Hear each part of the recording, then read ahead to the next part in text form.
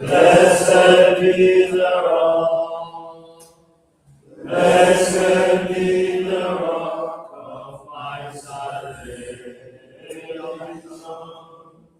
Hosanna, blessed be the rock, blessed be the rock of my salvation. Let me share with you the word for today, the text for today. The Old Testament text comes to us from Psalm 115, reading portions of verse 2 and verse 3. Why should the nations say, where is their God? Our God is in the heavens. He does whatever he pleases. And the verse 10, praise to the Father for his loving kindness, tenderly caring for his erring children.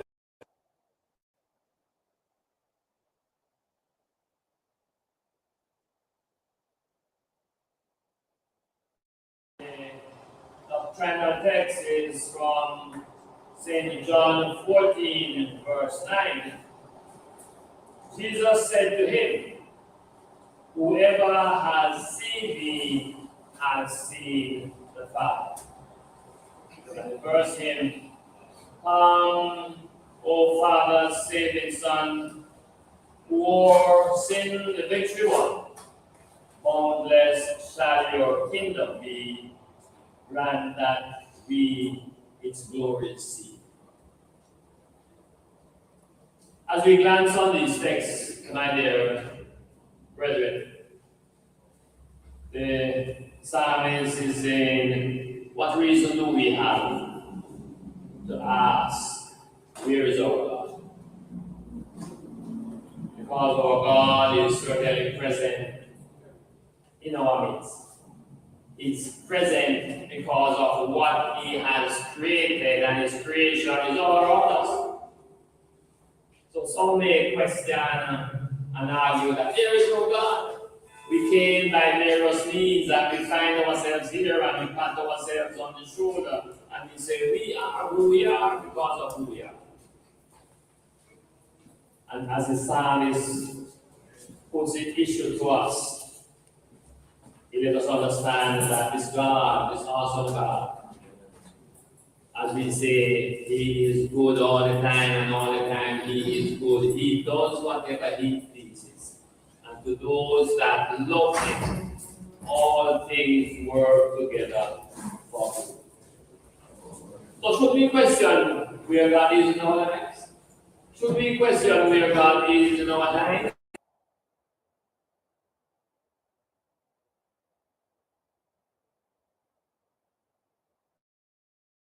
Sadnesses and the ill wills that we hear of in many corners.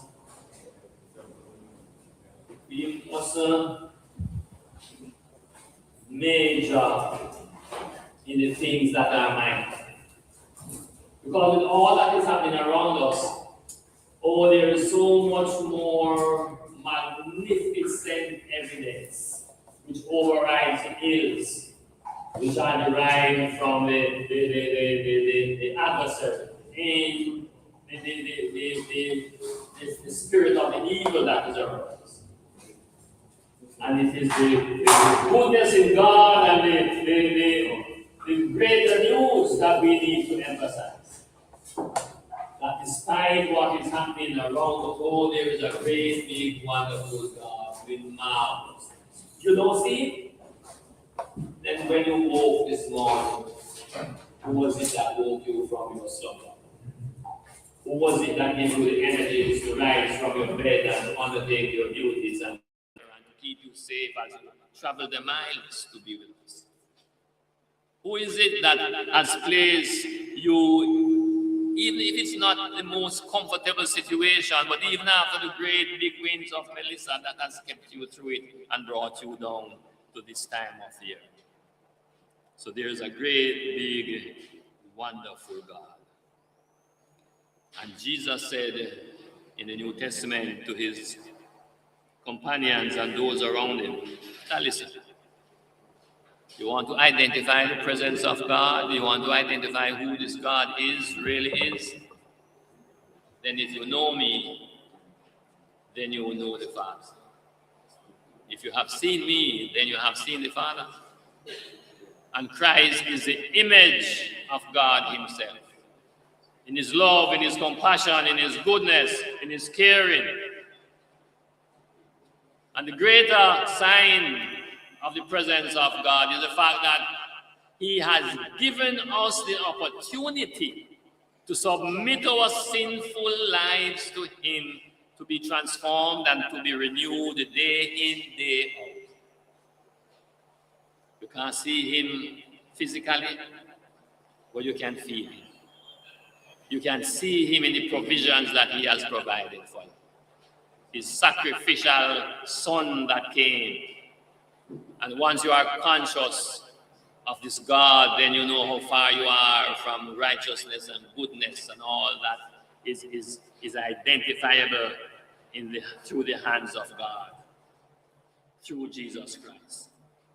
So I pray, my dear friends, that you don't need to look far, because he's here with us, whispering a voice even to your hearts now, calling you and nudging you to say, hey, that sin in your life, that unworthiness, that which you did not do that you should have done, and that which you do which you should not have done, present it to him for his cleansing and your renewal. So I read for you this supporting prayer as I ask you to bow your heads now as we present ourselves to our Almighty God. God, we see you in the faces of all we encounter in your beloved creation. We see you in joy and in sorrow, in the persecuted and in the free. We see you walking amongst us, working alongside us, struggling and rejoicing with us. We see you, God. We thank you, Lord, for the revelation of your presence in our lives. You are there in the good times and through the challenges we face each day. Give us the faith to trust in your protective presence. Help us to understand that when we see one set of footprints in the sand, those are the times you are carrying us. And so, God, as we assemble now in this fashion, continue to reveal yourself to us as you direct our thoughts and as you enable us to have a productive day in our discussion and in our camaraderie. We pray, Lord, that as we are about to proceed in this session, that God, you and you alone will be the focus. That God, you will separate us from the different anxieties and issues that may come to distract us. And enable us, Lord, to receive from you what is good and righteous, and enabling us, O God, to be better men and servants for your church. We thank you for the presence of our dear guest speaker within our midst. And even through her presentation, God, we know that there is good to be heard. And so we present her in your hand as well. And we pray, God, that when we leave this place, we will say, yes, it was good to be here. So now take full control as we seek to give you our undivided attention and speak once again through us, Lord. And do what only you can do. Transform our lives, transform our minds as we open up ourselves now once again to be led. Glory to your holy name we pray, and we say, Amen. Amen. I hand over to our president again, Brother Bulgin, as he will undertake the proceedings. Thank you.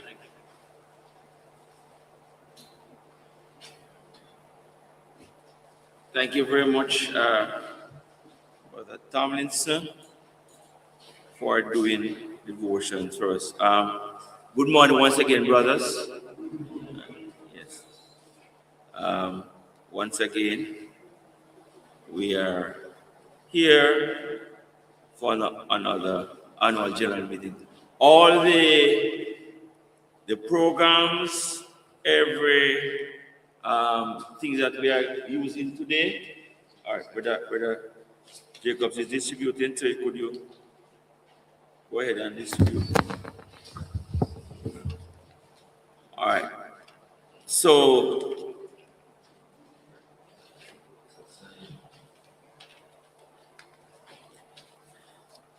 brothers, we are now going to move for the adoption of the agenda. The agenda is in the executive group, as well as copies of the agenda is being distributed at the moment. So I'm going to ask that you look closely at the agenda, and if there are any amendments or correction to the agenda, we will take that now, and then we'll ask for someone to move for the adoption of the agenda. Yes, Brother Clyde.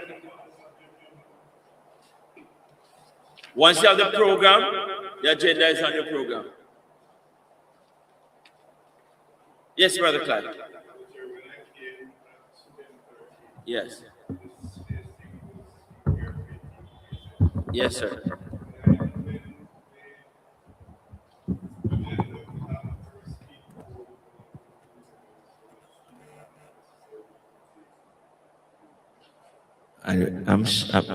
I'm certain we are not detaining her. She's here voluntarily and she's smiling away. And I'm sure that Mrs.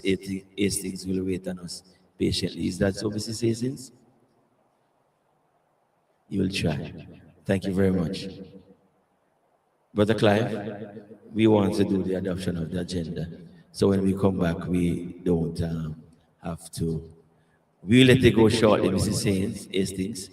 And I've brought some lovely goodies for you. I'm sure you'll enjoy those. And that will make up for the late stay. All right? Yes. Yes. Okay. You so move that the agenda be. So there are no additions to the agenda? Except we'll work on that one feverishly and see if we can get that one out of the way so we're in line, right? And we have someone second the. Thank you very much. Again, we want to welcome our brothers to this our annual general meeting. And Mrs. Hastings, we want to welcome you our annual general meeting, and thank you for taking the time out to and to come and address us as well. Any apologies? Yes, yes, sir. Yes. Is it Dr. Hastings? Not yet. All right. Okay. Yes. Any other apologies, brothers? Brother Mark, if you could take off that echo. Grateful. Yes.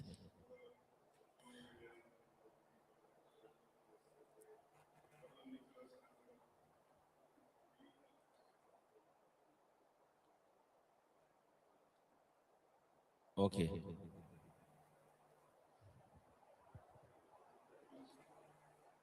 Brother,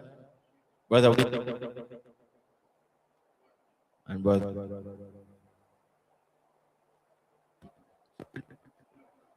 Javon.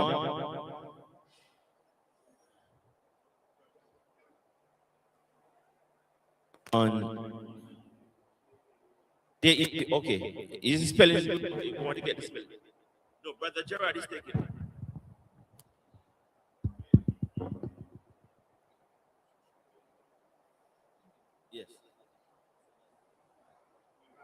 Rodney. Rodney is the last name. Yes. All right. Any other apologies, brothers? All right. We want to do a 9.58 here. Any other apologies? Brother Gordon from Holy Cross. Valda. V-A-L-D-A. Vada. V-A-D-A. All right. Sympathies. Any sympathies? Speak now and forever, hold your peace. Condolences. Condolences. There are quite a few. Let's take them quickly.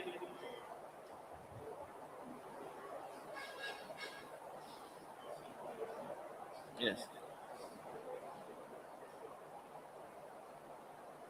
Wow. All right. We are taking the names. Please give them to us because we are going to send you your card of condolence. What's the name of the brother from Earl Walker from Beersheba? Okay. From Beersheba, Brother Earl Walker. Yes.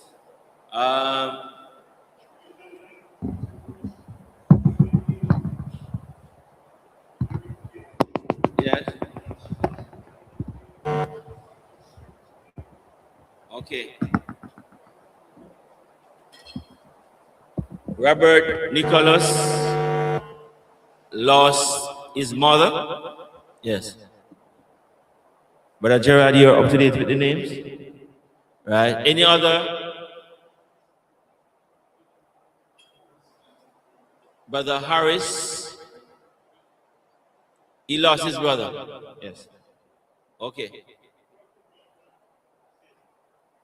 Ralford Brown from. Okay.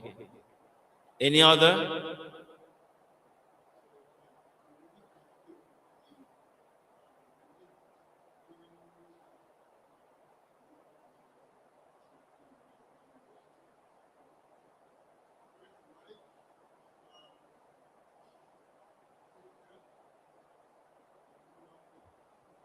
So condolence to Brother Price was lost a number of relatives, including his wife. We sent you a card already, right? Okay. We don't want to do it twice. All right. Anybody else? All right. We move on to congratulations. If there are no congratulations, we are going to skip past the break. Most persons will already have their break. So Brother Clive is here back on track now. Right. So we ask Brother Lewis to come and do the introduction of the guest speaker.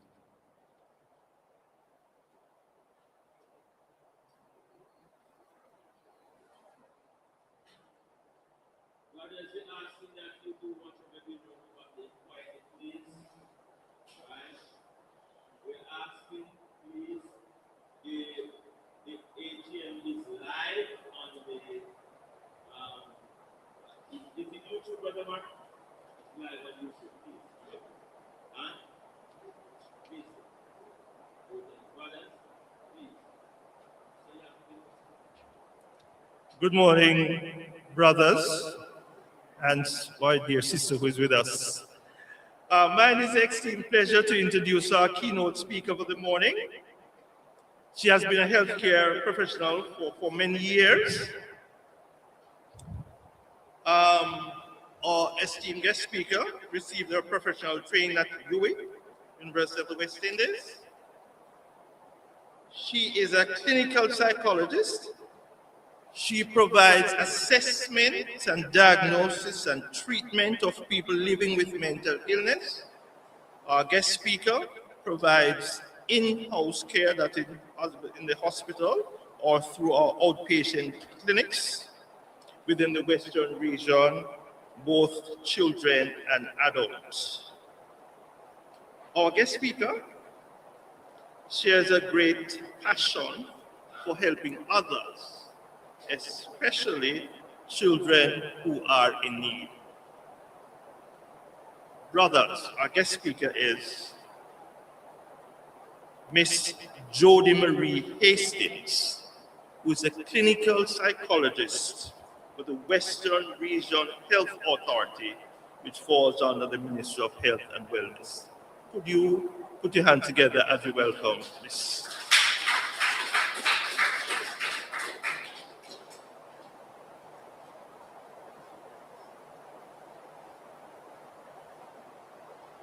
Good morning again, everyone. Thank you for that welcome and that introduction. Thank you much.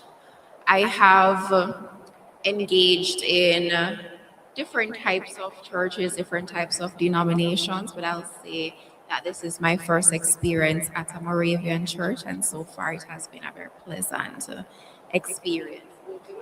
Okay, I would hope so. But it has been a very pleasant experience thus far. I have been greeted with much friendliness, much openness, and I must say it is a pleasure, and thank you so much for inviting me. Well, I'm going to say inviting us. I'm walking in. We actually have another member of the team, Miss Irwin Morris. She's a psychiatric nursing aide with the Western Regional Health Authority. She had a bit of delay this morning, but she was determined to make it with us. And she'll be here to provide some additional support for today's session, Ms. Morris. All right. Now, I won't take too much of your time today. I'm just going to be speaking very briefly, but very thoroughly on how we can take care of ourselves as well as take care of those around us. Because I think we can all agree that universally, we just experienced something that none of us have ever experienced, correct? Such a new experience. Many of us would have prepared, not prepared, but I don't believe that most of us had an idea that this would have been the outcome, correct? All right. Thank you very much. Now, what we're going to be speaking about today, again, is taking care of ourselves and how we can take care of other people. And when I'm going to ask, when we think about the hurricane, in terms of how you felt immediately after, during the hurricane, and even to this point, what are some of the feelings that come to mind?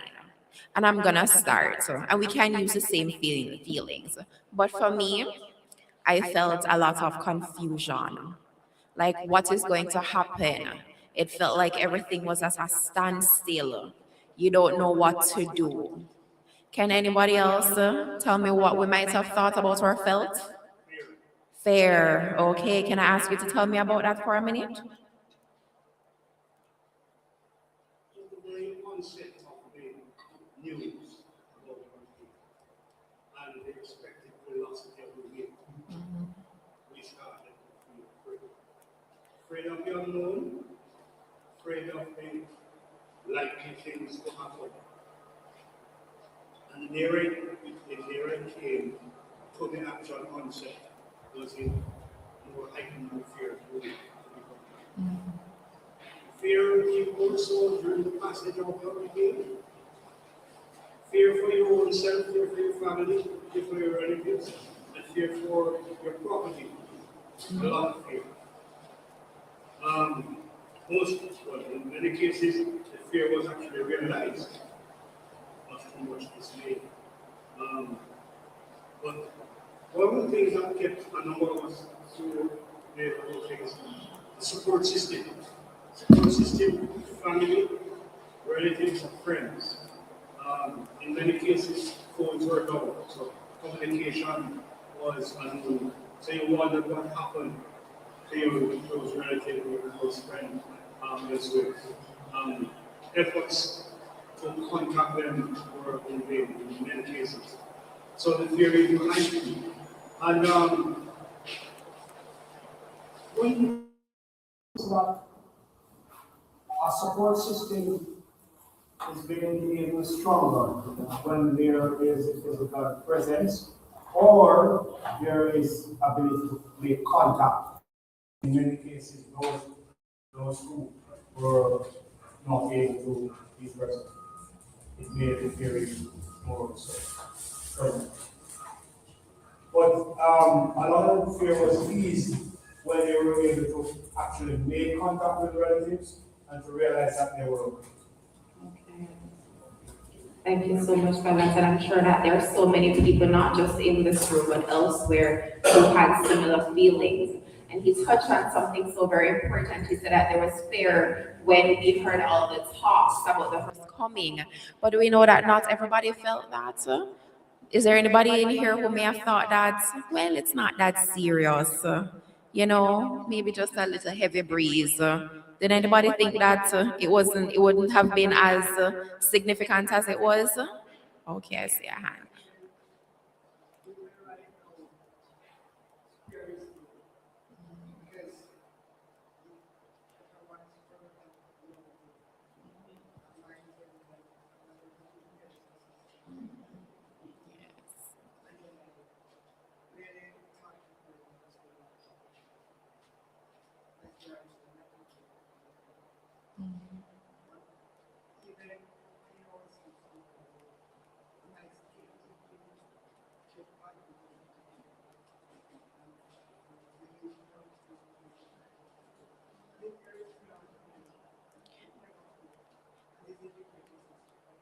Thank you. Those are some very good, very powerful responses.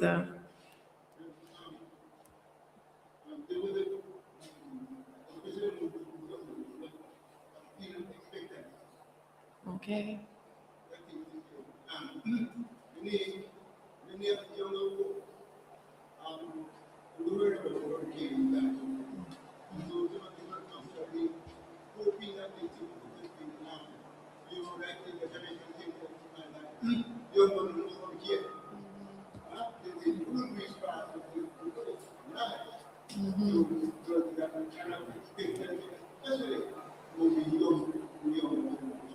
Right, right. That's so very right. That's so very true. That's so very true. I mean, I'm still a pretty young person, as you can see. You know, I wasn't around for, let's say, Gilbert, for example. And I know many persons would have compared Melissa to Gilbert in a sense, but I think we can say that Melissa never hold no candle to Gilbert.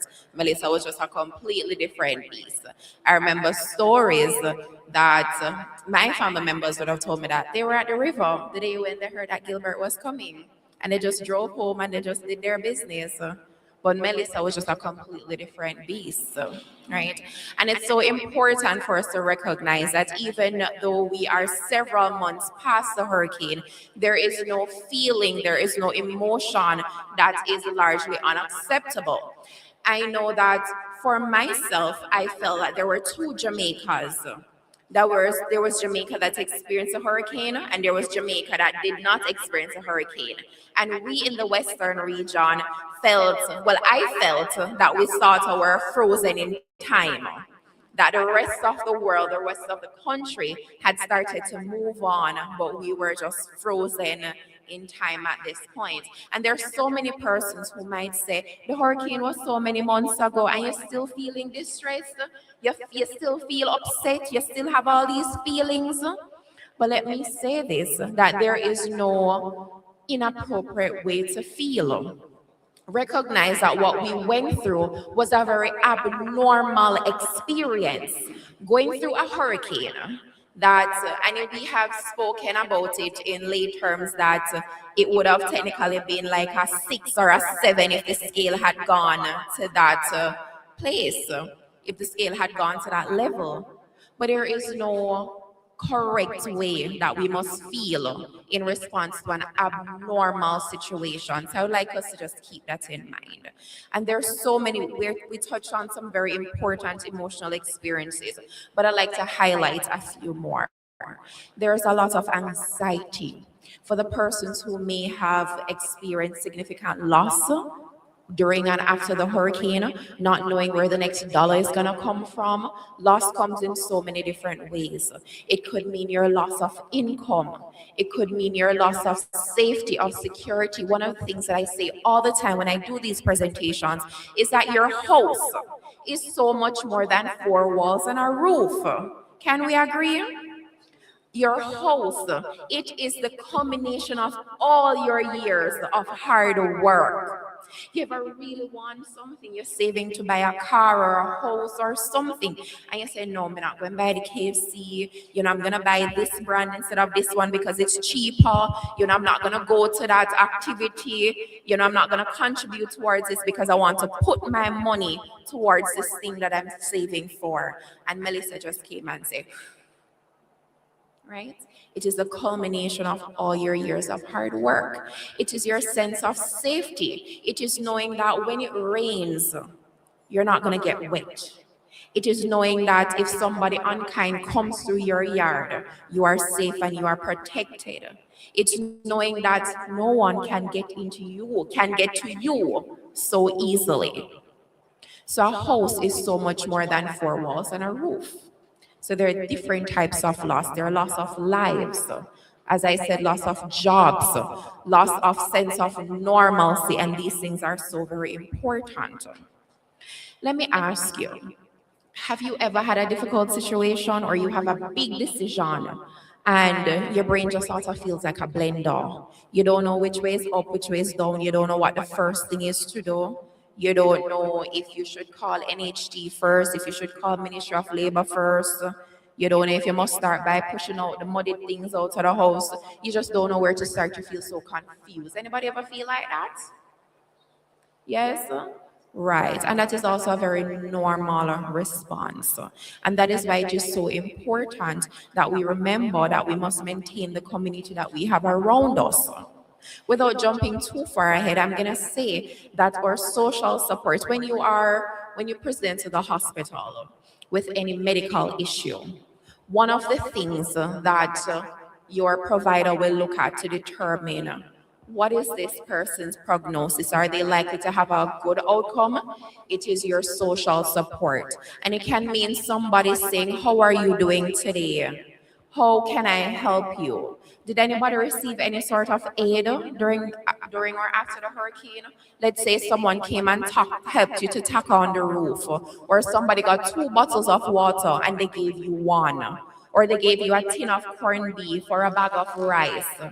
And I'm sure that if you think about it, those things made the world of difference in that moment. So it is so important that we utilize and we create and we build the community that we have around us. Right. Now, one of the things that you're going to hear me mention moving forward is this pretty little term of psychosocial first aid. Right. And all it essentially means is tapping into, would anybody in here consider themselves to be a caring person? You like to do for others? You like to extend a hand? Yes? Okay. So that is what psychosocial first aid is. All it is tapping into the natural tendencies and natural resources that we have within ourselves to help our fellow man. So it is saying, how are you doing today? If you come to church and you notice that one of your members has been missing for a few weeks, and this person is usually a regular attender, or you come and you see somebody and they just don't look their normal, happy self, they look very down. It is saying, how are you doing today? Is there anything that I can do? Tell me, what are the challenges that you're experiencing? Now, it does not mean that you become a therapist. It doesn't mean that you become a psychiatric nursing aide or a nurse or a doctor. What it means is that you direct people to the resources that are available. Because many of us don't recognize that there are so many things that are out there. We have the Ministry of Labor. We have the NHT, we have NIS, we have PATH, we have Poor Relief. We have all these different support systems that we oftentimes don't utilize. And if I am able to share a little story with you, a perfect example of what it means. A lady, and this was in the early days, fairly early days after the hurricane.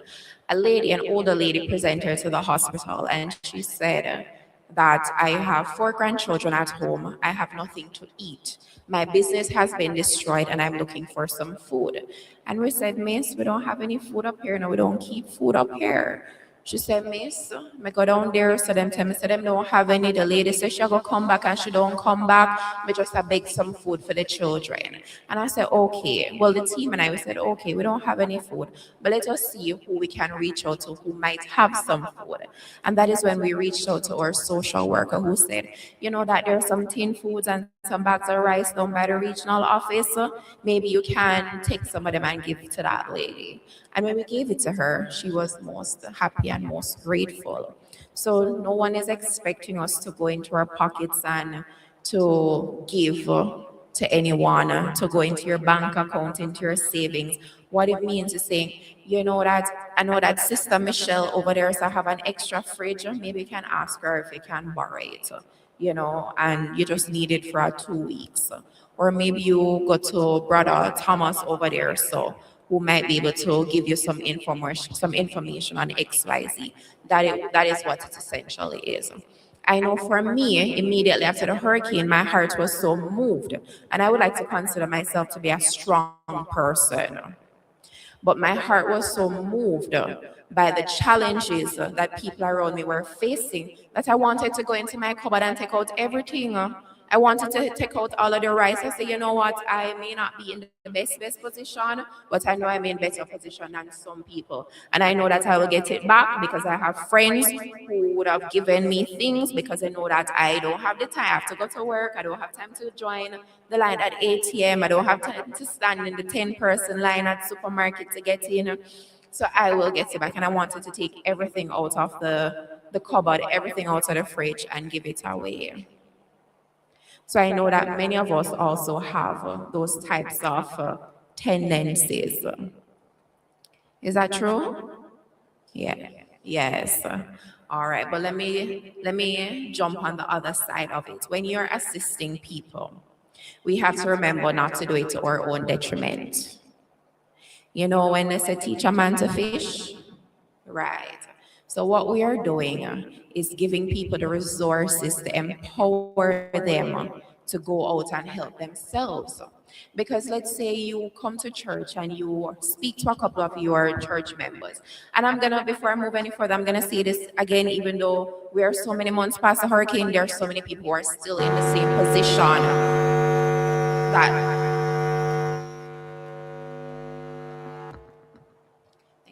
they're still in the same position today that they were in immediately after the hurricane.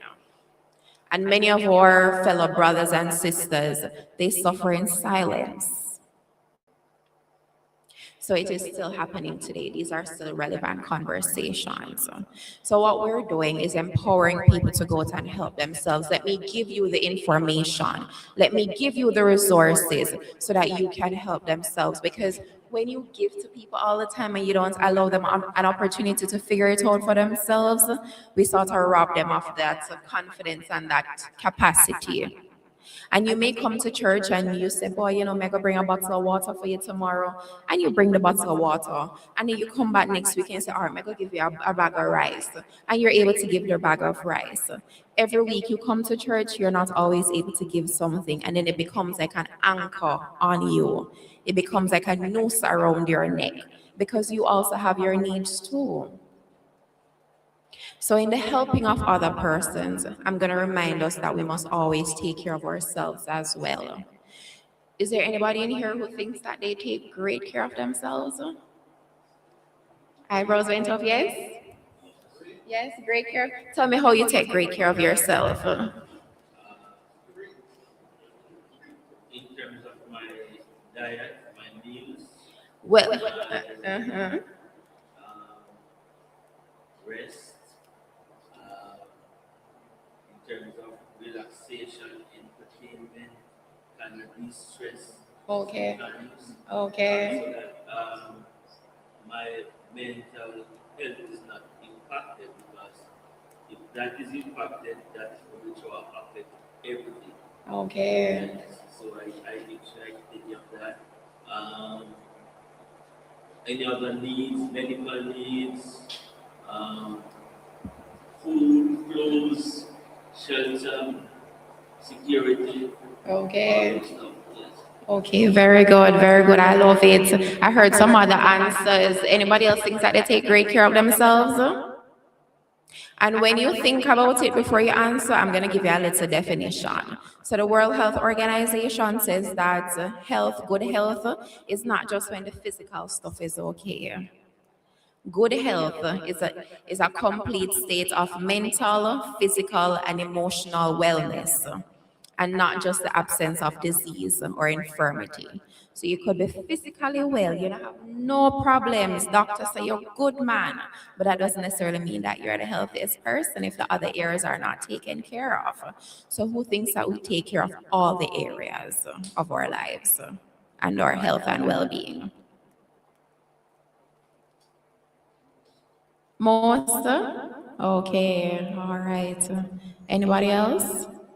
So something slides down. So we forget about something sometimes. Anybody? What's that? Does anybody sometimes feel guilty? Or you feel like you have to help and somebody asks you to help and you know that you're in a position to help? I hear a mix of answers. Somebody who say yes, tell me about it.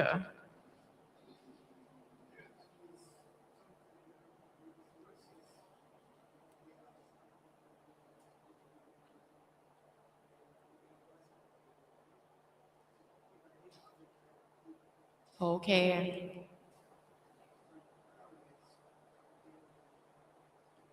Okay. Okay. All right. Great.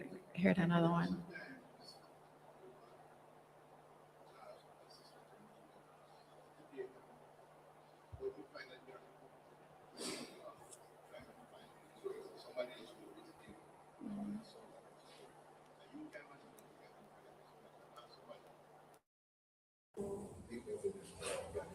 Okay. Okay, very good, very good. But it sounds like everybody here is always very, ready to jump and to help, but a lot of times we just don't want to. That is not a crime. Seek assistance. Seek assistance. You cannot do it, and you have somebody assist you. Okay, you mean the times when you yourself don't want to do it. Okay, you feel bad when they ask you, and you know you can't do it, but you just don't want to. Okay. Sometimes you're tired. Yes, and that's a very important point that I would like to drive home for us. Is that I think that most people, most of us, we're very caring people who want to help. And sometimes it is very hard to say no. So you are asked to do something and you know that you can do it, but sometimes you just don't want to. That alone is a valid reason. And it is not selfishness. It doesn't mean that you are unkind. I say to people sometimes, some persons may say to me that, they just don't feel good when they're sitting down and not doing anything. They feel like they're wasting their day. And I'd say that sometimes being unproductive is the most productive that you can be in that moment. You need to take care of yourself. And I have a little post, a little information, so I'm gonna share around that everyone can take a look at, so you can just follow along with me. I only have about 3, so we're gonna have to share a little bit. See if it's smart, can just drop or just paste them at different parts and persons all can say that out loud. I can put it for you so the camera. We do one. We can pick up where. Okay, thank you for that. All right. So in my hand is just a little check-in, just a little reminder. And for those who are in the room, if you'd like to, you can take photos of it. You can find this information online. So many people, when they hear about psychological support, they believe that it's some sort of magical, some fantastical, some extra special, over the top type of thing, and that's not what it is. When you go, if you have hypertension, and you go to the doctor, and the doctor prescribes antihypertensive medication for you, and you can see on the machine that the pressure is going down, you know that pill equals lower pressure. So the pill works. Mental health support and psychological support does not necessarily work like that. So we recognize that a preventative type of measure is always the best type of support, the best type of approach. And it is not like when you get a cut or a wound and you can see the skin slowly starting to come together and heal. Psychological support is not like that. But what the studies, what the research tells us is that it does in fact work. And it creates a world of difference if done correctly and done consistently. So let's look at our little check-in. The first one says, what am I grateful for? I know that the way that there's so many things in life that can go wrong on any given day. There are so many things that are not ideal that I know we wish were different. But if we think about it and we look hard enough, we can always find at least one thing to be grateful for. And one of the things that I personally like to practice is that I like to wake up with the spirit of gratitude. Could not have been woken up that morning. We could wake up and instead of 5 things not being great, there are 10 things not being great instead. So we have to go through life with a spirit of gratitude. So is there any brave person who can, or persons who can just very briefly tell me one thing that you're grateful for? Life, very good, very good. Anyone else? Health, very good, excellent. Waking up this morning, very good.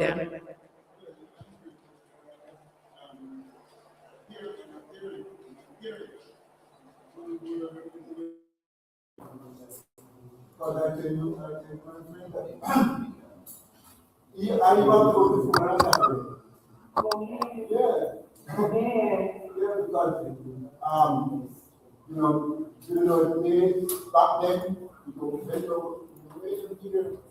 I don't have to the period time that why is it? They can after school and Saturday, back to the school and Sunday. Right? And they teach you how to value your time. I will start to do that. And once I never my parents, they were 13 of us. Yes, they from a big family. Brother and sister. And one thing I know, with my television and so that's what happened. My mom would say, read my bedtime story. Bedtime story. So my father would tell me about the exploiting in Panama and so forth. But to call it all, I really that's grateful for what we have and where we are. Yes. Rather than go and see like a fish with somebody else. And if you earn in your day, if you earn a pound, I don't know if you know what I mean. If you earn a pound,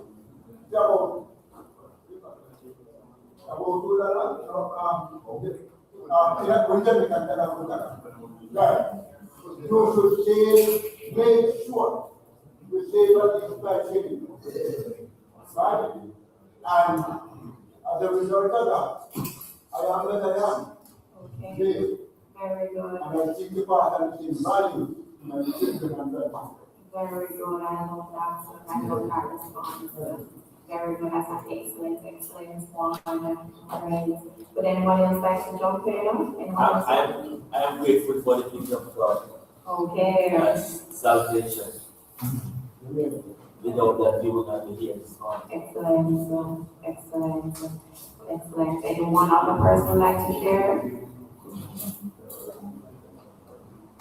And you can be grateful for everyday things too. You can be grateful that you had light return to you had water return to you, grateful for the family, grateful for your children, grateful that you have some financial support. There are so many things that we can be grateful for. We have to recognize how we are feeling. And I know feelings, especially among the male population in Jamaica, are not always discussed, but they're so very important. you ever feel some type of way, but you just can't put a word to it, so you just know that you don't feel so great or you're feeling something, but you just can't tell what exactly the word is. We have to be able to say how we're feeling in order to say what it is that we need. And again, remember that there is no perfect way that we're expected to feel or to respond to an abnormal experience. Down here, we have what is that thing that I can do for myself. And It is very specific to you.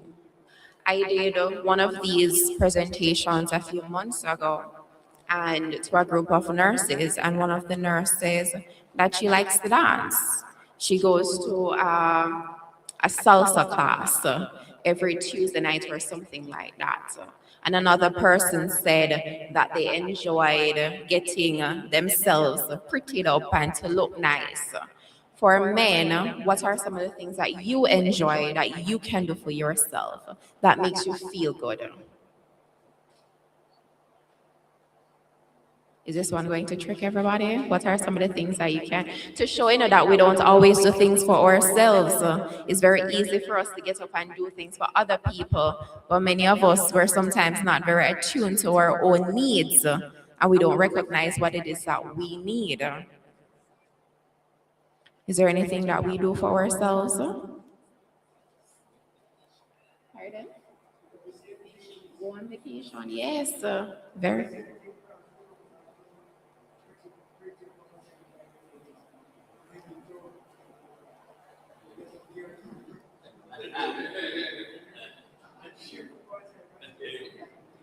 Yes, get the hair trimmed or shave it up, clip up the beard, cut up the fingernails, put on a nice, looking shirt.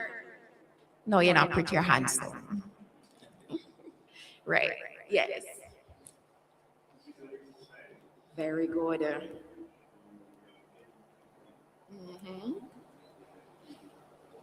Yes. Very good. Yes, that's a very, very important point. And physical exercise looks differently for different people. I think I would like to say that I'm a practical person. I don't tell everybody, oh, you need to go join the gym. You need to go run on the treadmill or lift some weights. No, you have to tailor things to people's individual needs, their resources, and their interests. So maybe I have a neighbor.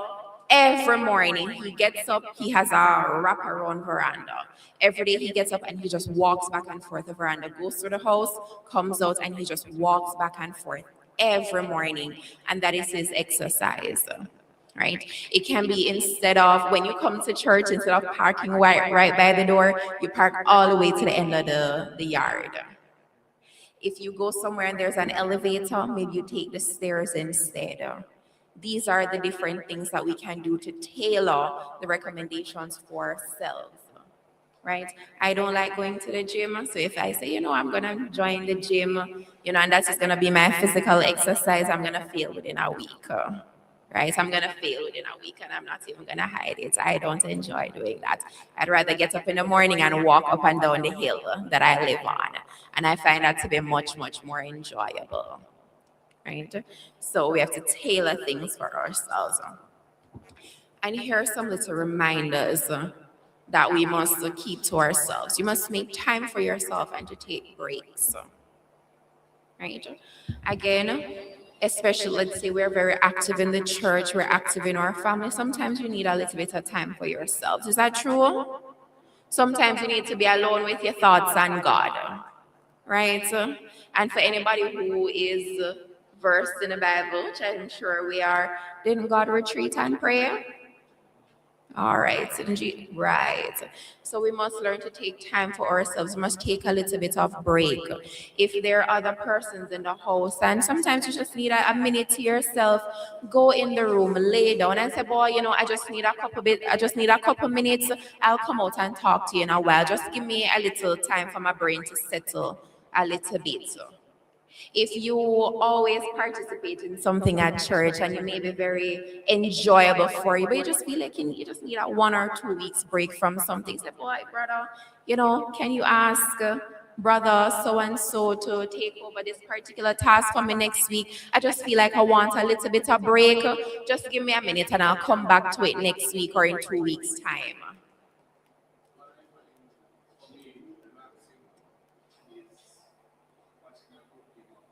Okay.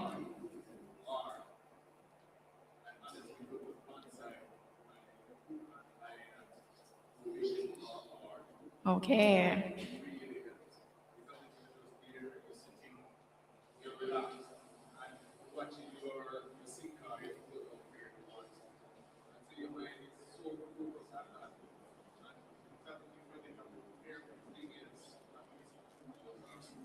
Very good.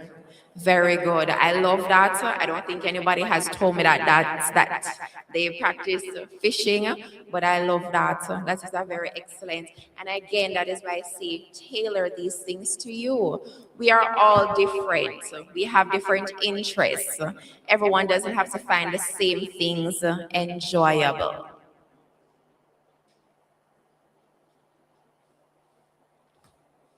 Wait, telling me that you enjoy the phone? No, I'm trying to say the link. Oh, I think he's trying to get your attention. Okay. Okay, great. So it is very important that we take time for ourselves. We must also remember that it's okay to have a bad day sometimes. There is this, and I know everybody might have had some conversation or they've heard some conversation like this before. It's okay to have a not so good day. There's this belief, especially in today's society, that every day must be a great day. And if you don't feel like it's a great day, then that means that the world is ending or it is so horrible or that there's something wrong with us. It is okay to say, boy, I'm really not having a good day today. And that is okay. I ask people, someone may pass me and they might say, you can't put a smile on your face. And my question to them or my response is that, am I supposed to walk around like this all day? Right? No. We can't walk around with a smile on our face every day. There's this idea that we must always be happy and we must always be cheerful. And sometimes you just don't feel happy or cheerful, and that is okay. Pardon?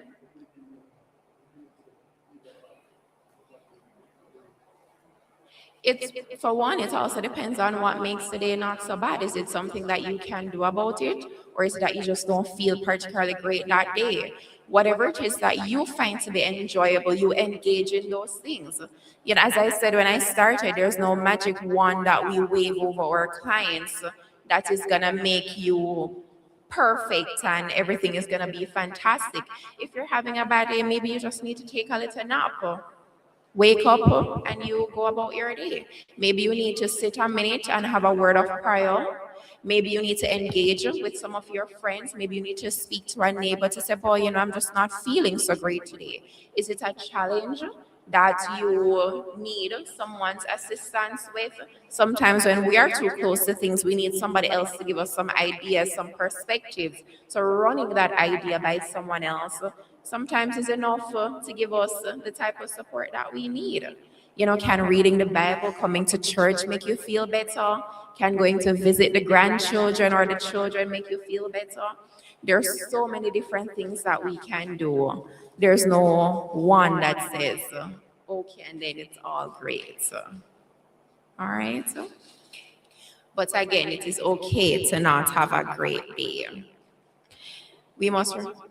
For me, when I have a bad day, I talk to somebody about it. Yes. Rather than keep it to myself. I say, what, I was talking today, and I begin to talk about it. And sometimes by talking about somebody, you come up with a solution. Yes. As to you can prevent the situation from coming back. Or you get us sort of closure. Yes. Especially if the person you have experienced the situation before. Yes. Right. For me, like I'm a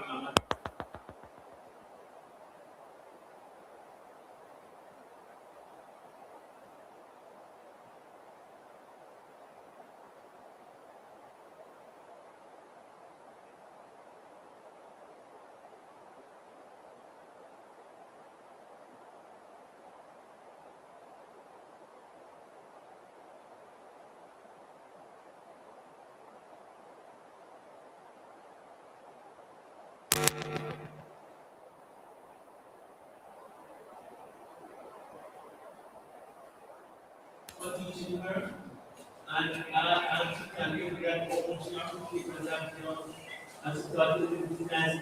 Sir, you don't get older, and you know, for me that made my day. Yes. And I felt like I would want to continue. Yes. But you heard that there's a light that I've touched. Right. Very good. Sometimes when you have a bad day, sometimes you meet somebody else, sometimes you talk to them, and it makes you feel better. Very good. That is a lovely, very excellent story. Yes.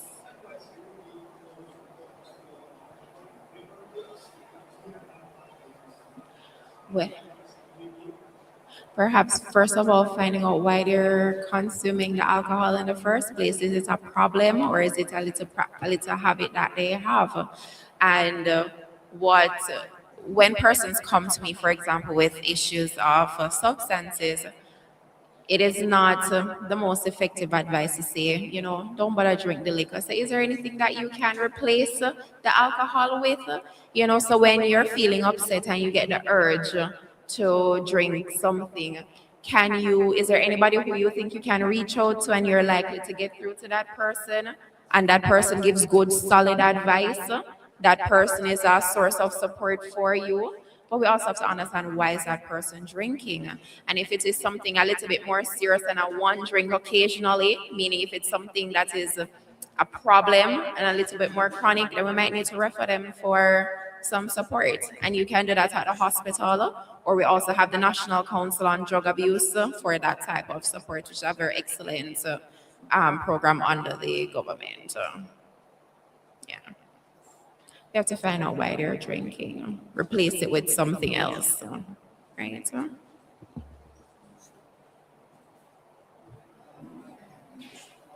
Oh, okay. Right. One of the things that I heard touched on is speaking to somebody who believes that all of us need a friend. And when I say a friend, I mean an earthly friend. I know Jesus is our friend and wonderful and it's lovely to have him. But who believes that we need an earthly friend?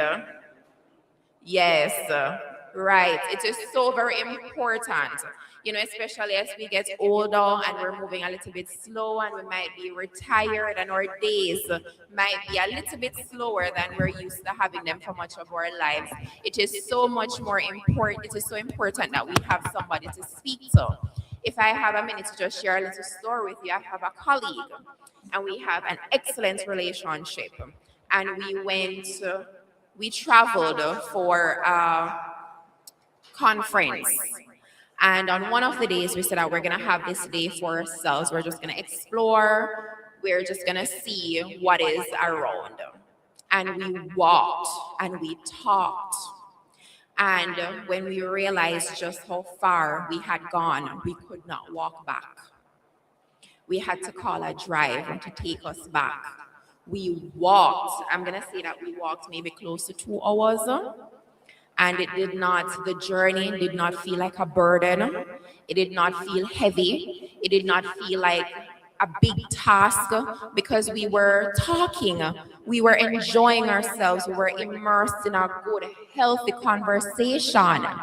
And if you use that and if you apply that to life, you don't recognize how far you've gone when you have good, solid people talking to us. It makes the journey so much easier. It makes every step a little bit lighter when you have somebody beside you who you share those good experiences with. So it is so very important that we maintain those relationships. And for those persons who are maybe a little bit older, that includes your neighbors, that includes your church brothers and your church sisters. And I know that many times we don't like to say when something is bothering us. We think that it is weak. We think that we don't want to burden anybody with our problems. But the same way that we would want for our neighbors and our friends to tell us when they're struggling, we must also tell them when we're in need of that type of support. We understand? Right. When everybody holds hands, it makes the chain a lot stronger. So we have to learn to support each other. and to support ourselves in turn. Right. And again, I would like to emphasize just how important it is for us to take care of ourselves. Self-care, taking care of ourselves, it is not selfish, it is not being unkind, it is not mean, it is stewardship.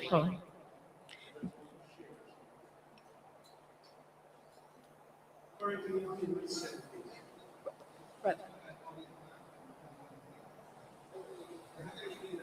Okay, the mic. Can the mic be?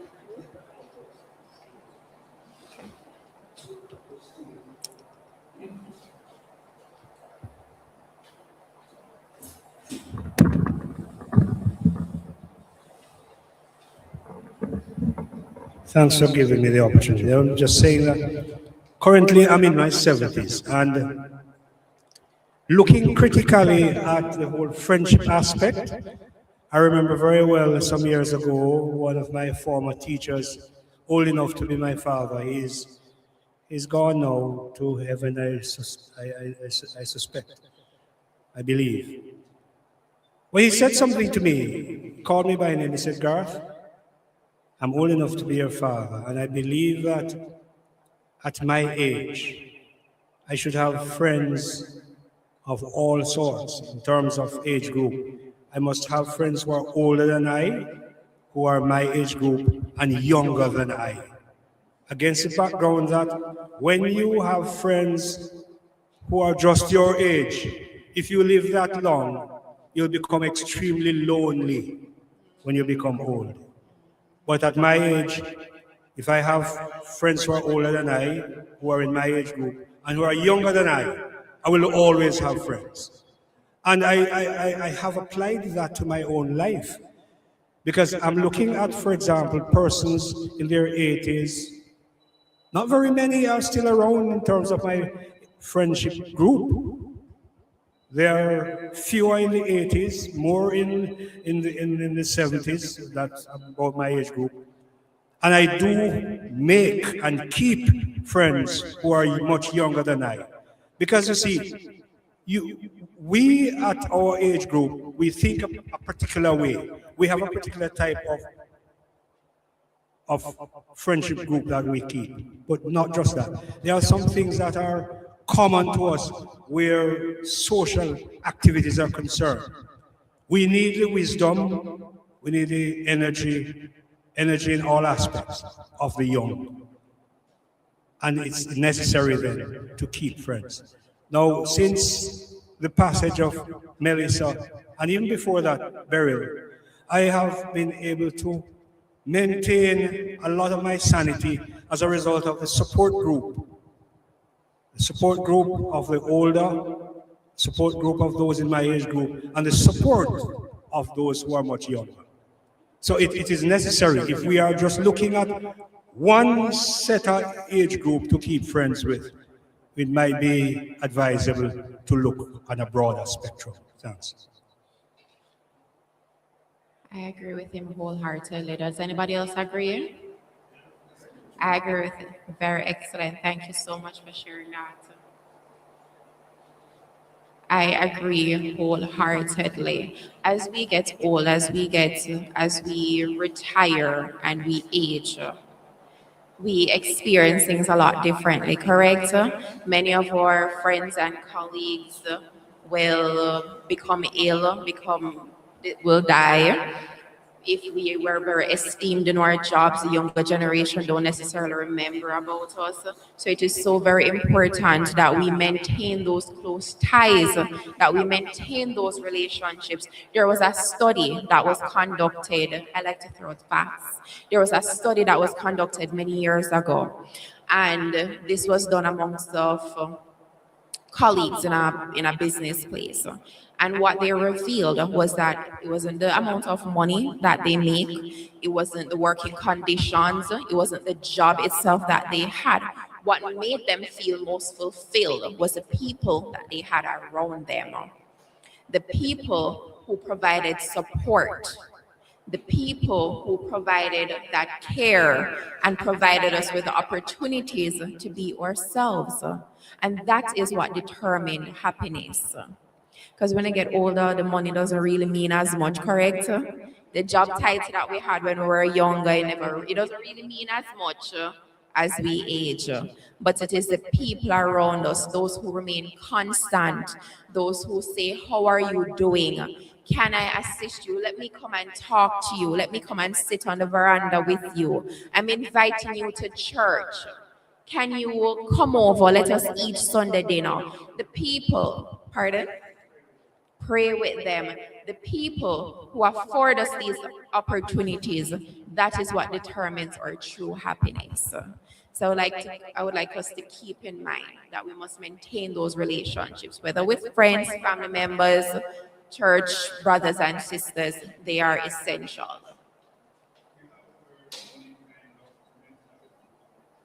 Yes. People see you talking to a person like yourself. That's fine. Talking to your much older person, that's fine. But people begin to scrutinize your mentality when you're reaching down to the younger 20s, 10s. Wonder why in school was people speak. And that affects the mentality that you would like to say something to the young person, but you're not going to say it. So you want to do I agree. We can be a little bit funny that way. And that's why it's so important that we have to have these types of conversations with people. There's something that we can learn from every generation. There's so many things that I can learn from those older than myself and those younger as well. We have to learn to change those conversations so that that narrative does not come up and prevent people from enjoying the relationships that are out there. Right? But I do agree with you that we can be a little bit funny that way. We have to work to change it. Right. So with everything that we've been speaking about, again, I would like to impress upon us how important it is for us to take care of ourselves. So, as I said before, self-care is not selfish, it is stewardship. The Lord has given us this one temple, and we have to learn to care and to take care of the temple. I would like to thank you so much for bearing with me for our talk today. Do we have any additional questions? I know everybody has been very participative, but do we have any additional questions or comments? All right, thank you so much for inviting me. And again, thank you so much for allowing me to speak with you today.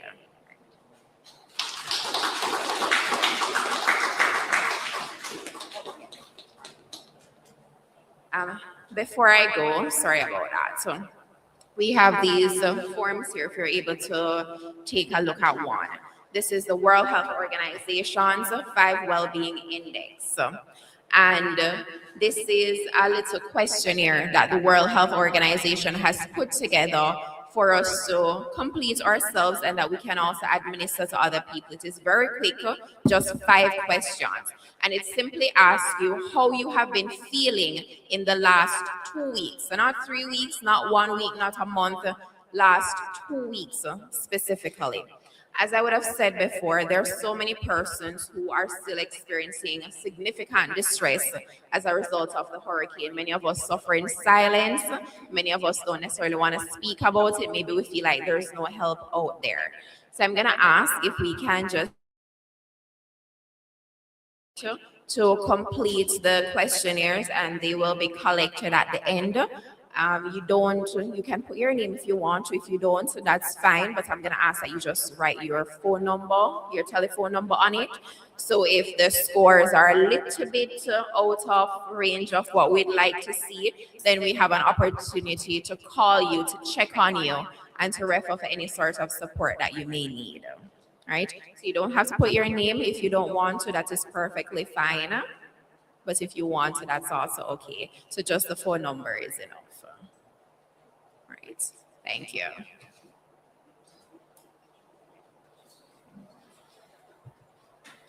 Put your hands together again, brothers, for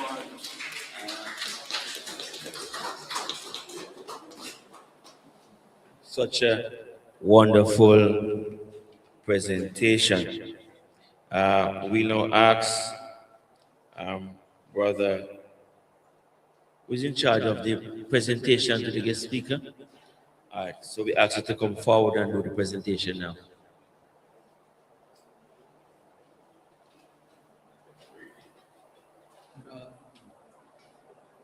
Good afternoon, it's still morning, afternoon. My fellow brothers in Christ, Miss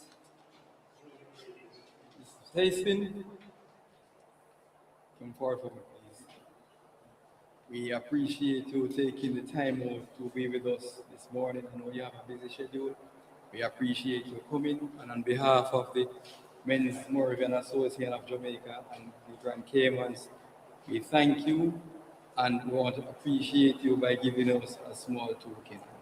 We want to have you here again, and again. All right?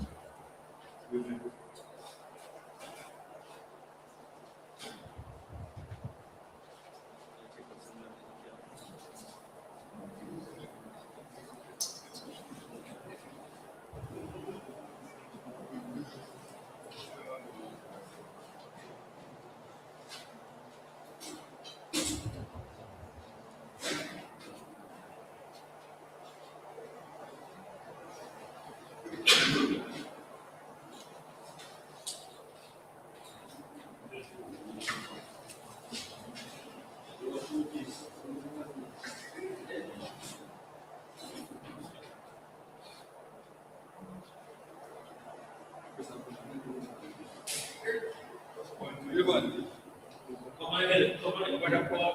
Brother Paul. Come on ahead. We're making sure that you don't go to the market too.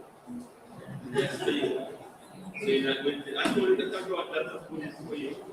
So you don't have to go to the market today. So you have to take that one too.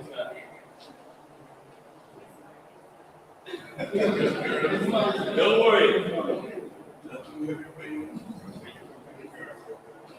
Go right there and place the camera. That one. Yes.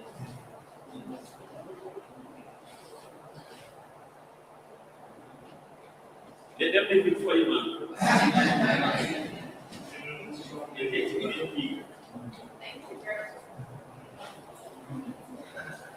Thank you so very much, everybody.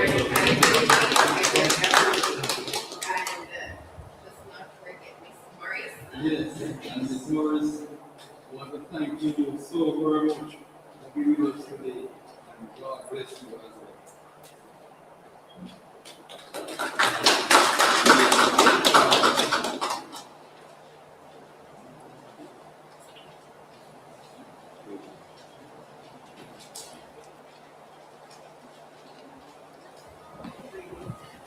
Okay, brothers.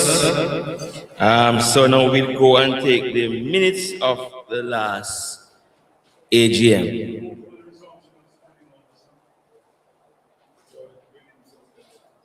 We didn't suspend. No, we did not suspend. Yes, sir.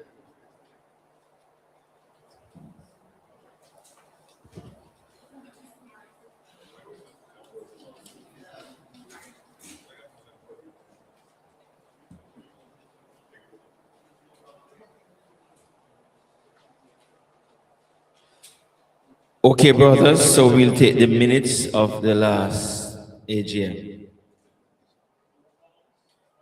We sent the minutes to the executive body so that you can have a look at it from your phones. So at this time, we ask you to go through the minutes. Do you want us to read the minutes? Brothers? Do you want us to read the minutes of the last AGM? Or you can access it from your phones? Okay, it's been distributed. Okay. So we ask you to read the minutes now, and then we take corrections.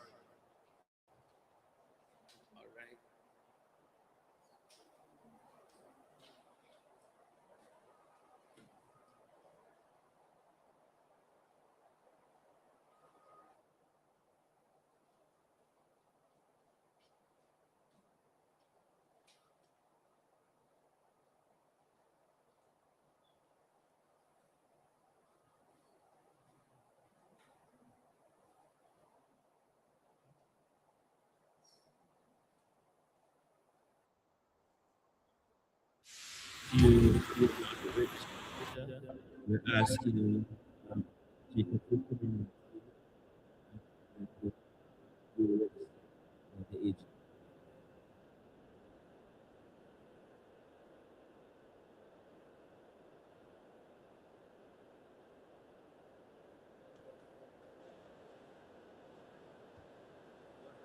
It's 5 minutes good enough to vote for the minutes.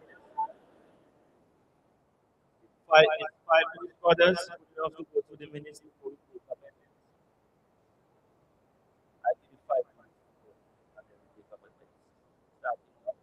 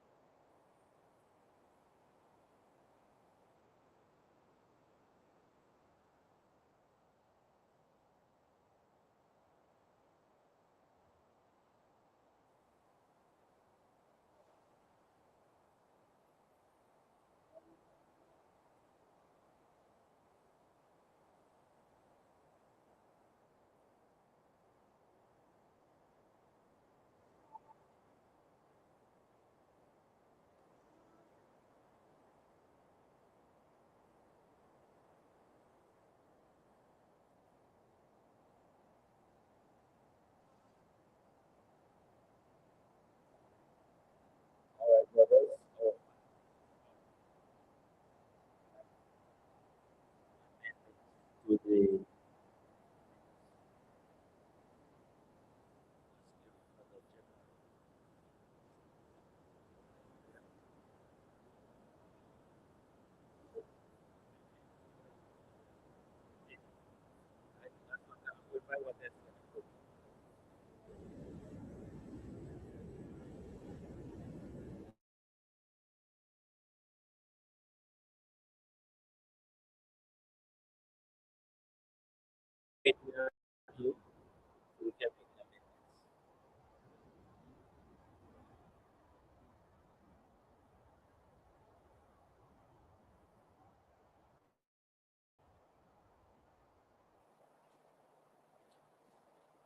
all right, brothers, corrections, amendments.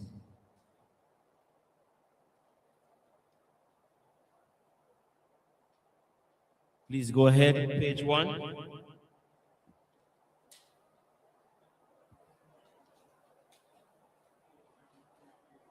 Yes.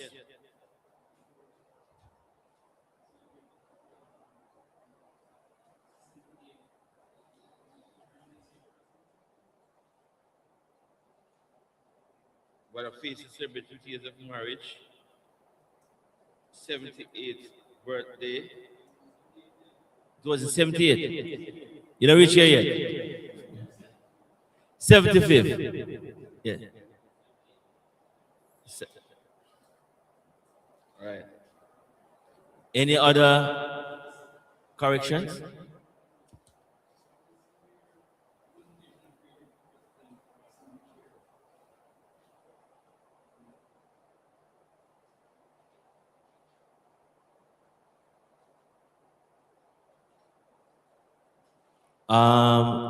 That should be injected in the minutes. That's what you're saying.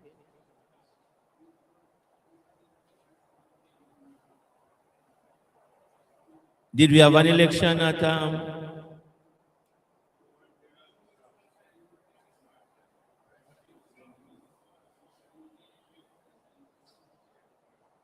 okay. Any other corrections, brothers? If there's none, we go to page 2. Page 2. We're taking corrections to page 2. Speak now or hold your peace. Under what heading? Yes. Yes, go ahead with the correction.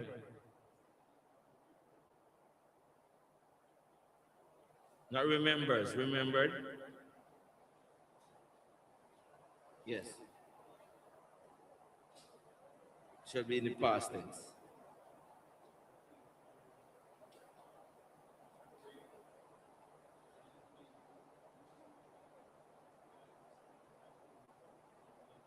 Yes, and we need the full name for Brother Clive as well.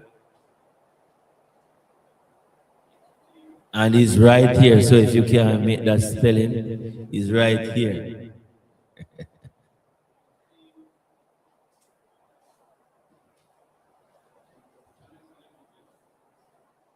Calendar of events, what page is that?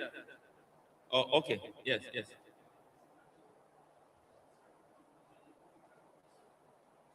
Cricket. Cricket.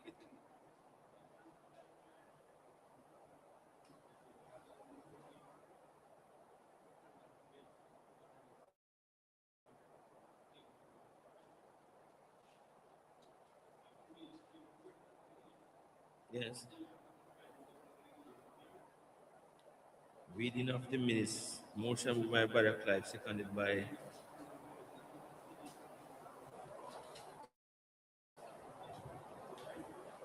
yes.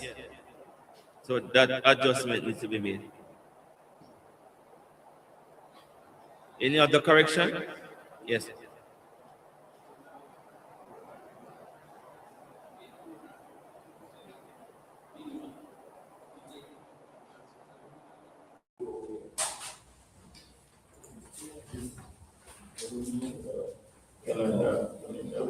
Yeah, this is not clear.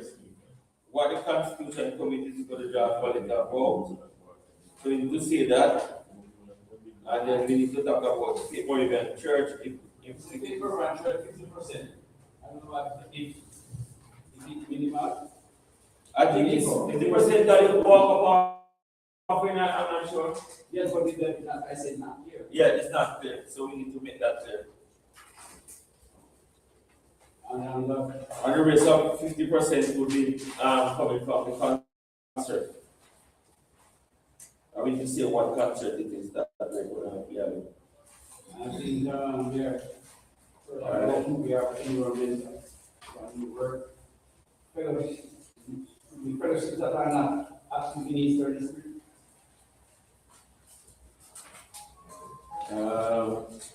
Fundraiser.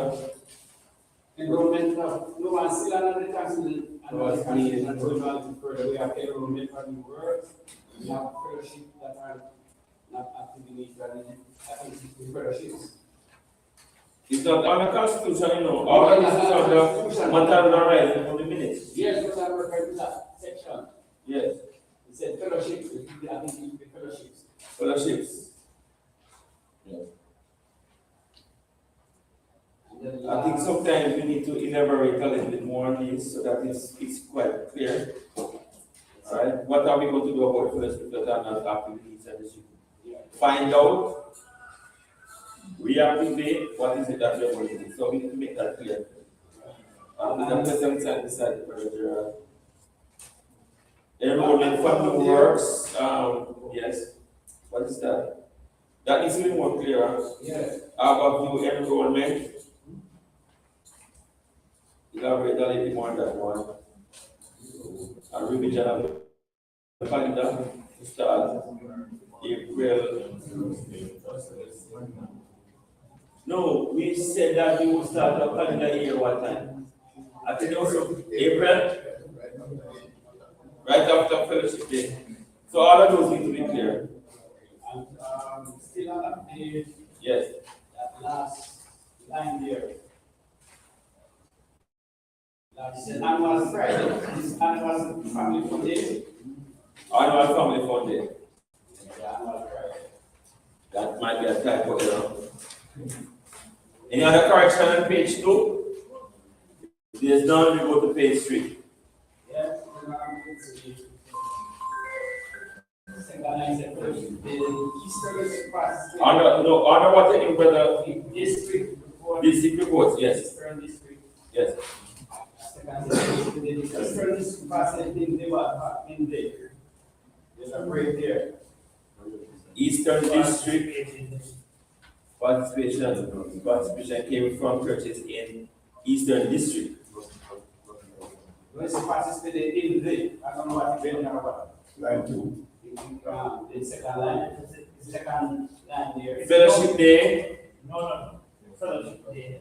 comma, the Eastern District participated in the blah, blah, blah, blah. I don't know what that is. 109 years. Further down. We're not sure what that is. The other fundraising event which place actions that we say, which took significantly. What year, what date? No, I don't think what is it. Yeah, what we need to put in the date. And second to last line of that paragraph, the Donnat Church celebrated their 190th anniversary. Plans are being to have a concert if they announce it prophetically or district. Right, we need to have that sorted. Yeah, that needs to be sorted out. Any other correction? Yes, in active fellowship, that's it. Bohemian, that's right. The Bohemian Moravian Church, Coteria said that. Whoa! Sorry, yes. You know we have a church in the right in Jacob. It is St. Anne, but not Portugal. Portugal is far from the. That's what it's going.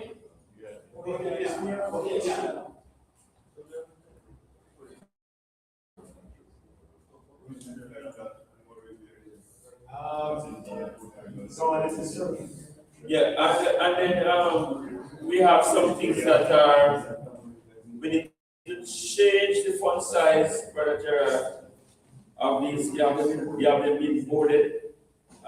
You don't need to board them, all right? But change the font size and put them in a normal 12 font, and don't put it in the board. Still on that page, Yes. District, that's Western District. Working driver, Lewis have copies of the driver, Jacobs and notice no highlights. Quoted from the report.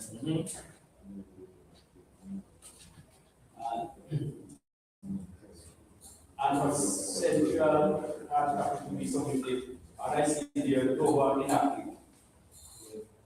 Yes, we need more. Treasurer's report. Further down, it says our members must sign the document. Bring treasurer's report in front of the colon. The sentence, we're with them. But the other is short.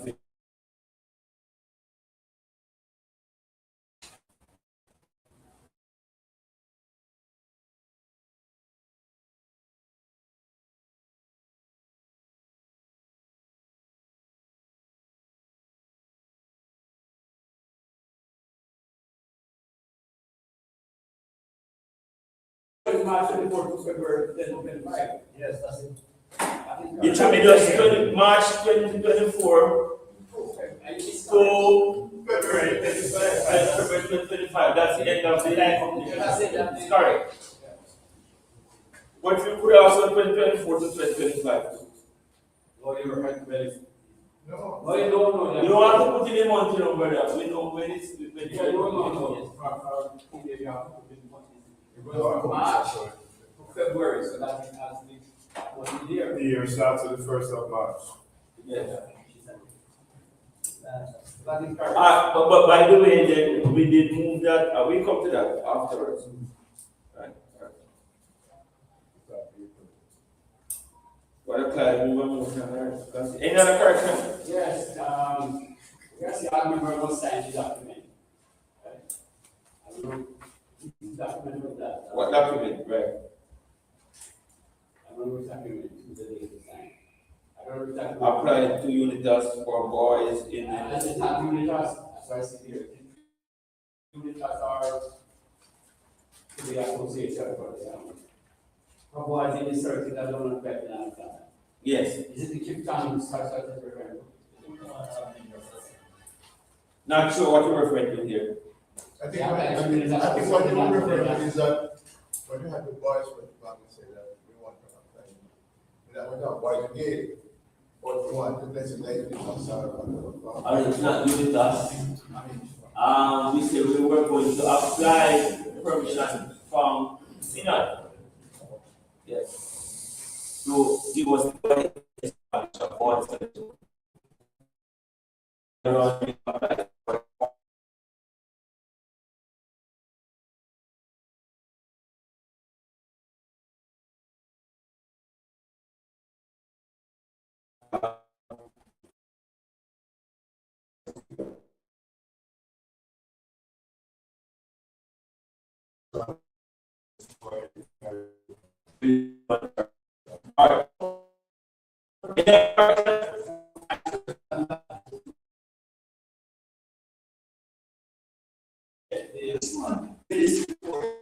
No, but we did, but Clive is part of the secretariat and he is the editor.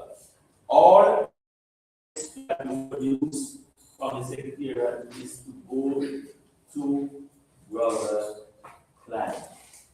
It's Brother Clive. So when we come back here, at any other meeting, and I take up the minutes, and I don't see at the bottom of the minutes or at the end of the minutes edited by Brother Clive after doing that, I'm certainly not going to be using it. It must be edited. All right, so that we don't spend so much time going through these corrections. And the account the minutes is very important. As we can see, when the backyard business is hard classrooms. And we don't want anybody to give away anything, and next thing you know, it's something in the newspaper. You have to be careful. And we're sending these things over social media, WhatsApp. You have to be very careful. All right? So that if it's not edited by Brother Clive, please don't really do the meeting. Have it be done before. All right? This morning, I made sure my wife fell asleep last night, and I waited until she wake up this morning. And while she was in the kitchen, I brought the computer to her and I asked her to have a look at my report to the AGM and see if there are any grammatical errors. And then I make sure that I pay to use Google Docs. I pay Google Docs. So when I write, I open up Google Docs and I'm going to encourage the, I'm going to ask the M.M.A. to pay for a subscription of Google Docs and let Brother Gerald have that. It's not expensive, right? It's about, you can pay for the year. Once you pay for the year, once AI is involved in whatever document you have, your chances of making any errors are very, very slim. AI don't miss anything, right? I am writing a book right now, almost finished, and right from the very start, I know that when I send it to the editor, he's not going to spend any time with it, right? I use AI, and once you use AI, don't be afraid to use it. Use it. All right? What's the cost for the year? I think I'm saying $19 or $20 US per month. All right? You see what for money? 20 years of money. But you can't see with some embarrassment though. All right. Yeah, and they have a subscription too. I think they have 89 cents and some others, so you can pick one and package. As long as the meeting happens. But we can talk about that later. All right. But brothers, please get the thing edited. All right. Can we now have the confirmation of the minutes? All right. Somebody second it. All right. So let us go to our brothers. I don't tend to be here after 4 o'clock. Yes, sir. We want to finish on time. We might have our working lunch too. All right. Let's take matters arising from the minutes. I'm going to throw past calendar of events and go down to the child scholarship.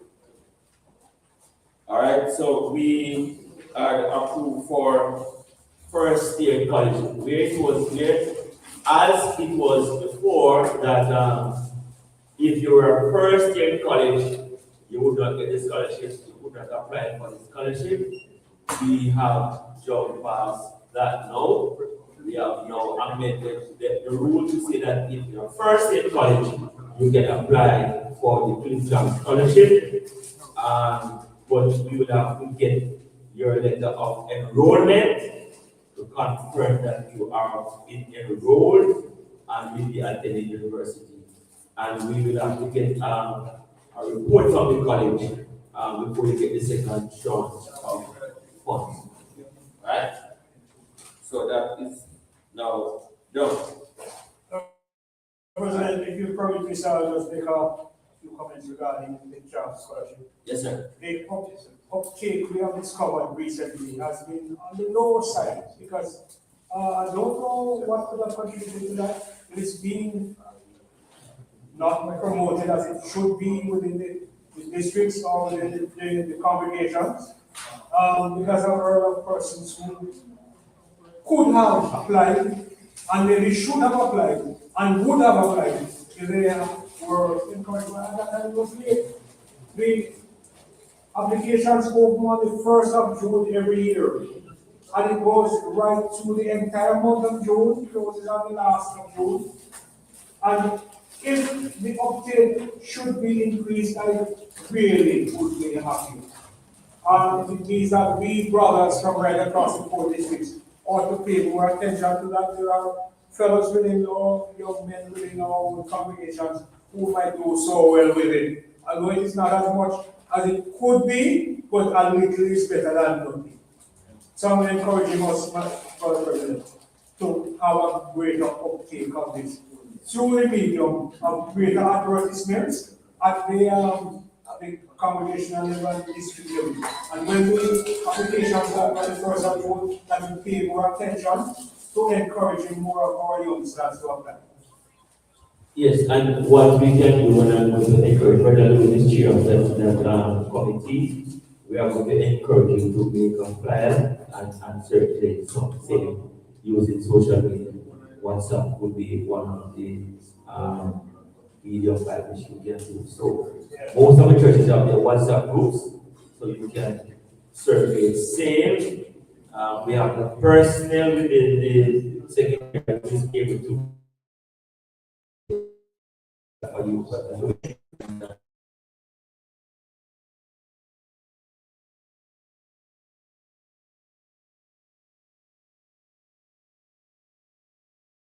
I say that the church is lacking in is that we are not catering for youngsters and putting them in a position where they can return and contribute to the church financially. Elsewhere, some of the other denominations, they are promoting education in whatever means and using the wealth so once that percentage of your church members are gainfully employed in some of these jobs, then they can return to contribute to your church development and financial status. So we need to pay attention to that, brothers. If we can get some other brothers, and that's how we have attracted young men to our fellowship as well. Yes. All right? So we can pay attention to that. So they must agree with the M.M.A to make check on grades. Okay? I don't know if there was some agreement that was signed in regards to that. Yes, Brother Price. Yes. Okay, can you frame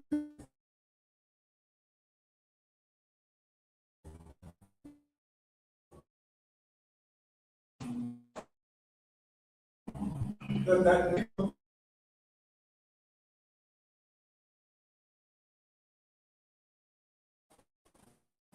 You mean when?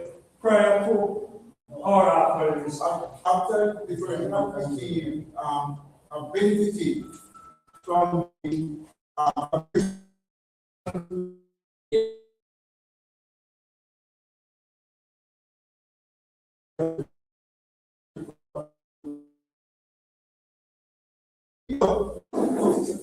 I so what we should be doing is to have some data.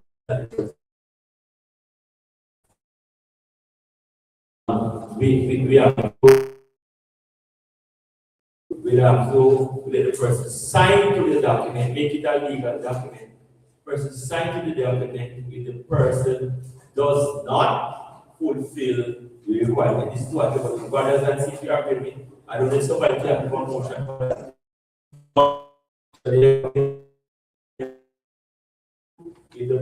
Reach what he assigned to, then we can ask the person to return the funds that was given. Right? What are the requirements? What are the requirements? For the scholarship, I don't have all the documents, but I will do. There is a particular document that states on certain headings. And the person is asked what he will be doing after graduating. Yes.